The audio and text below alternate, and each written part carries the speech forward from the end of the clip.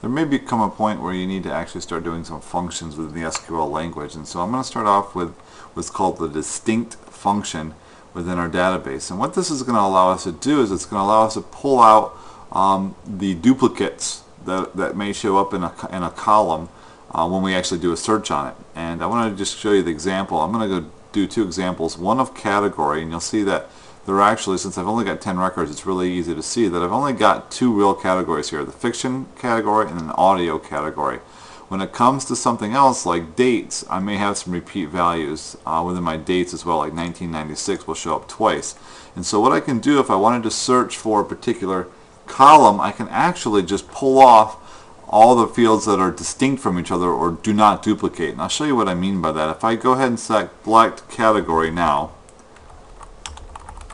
and go ahead and run this, you're going to see here that all my categories are listed now, all the fictions and then all the audio, but I really want to just to know all the different kind of categories. And so when you're looking for the different kinds, what you're going to want to do is actually run the function for the distinct function. And so how we do that is we actually type in distinct,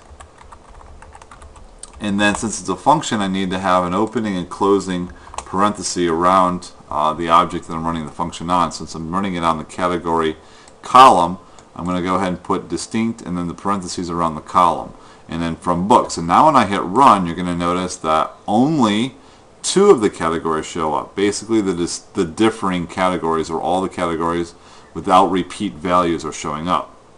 And I'll go ahead and repeat this with a different category now. Instead of the instead of category, what I'm going to go ahead and do is, let's run the asterisk there so I can see all of my options here.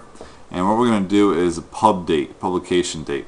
So with this, if I did pub date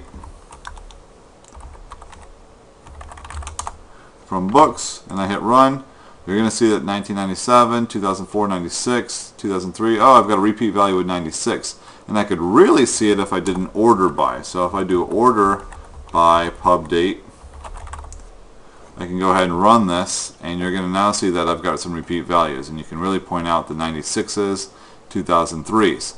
And so if I ran this again with a distinct function, and I put the parentheses around my field that I want to use, I can go ahead and hit run, and you're now going to see that the column is only the distinct or non-duplicate values within that column itself.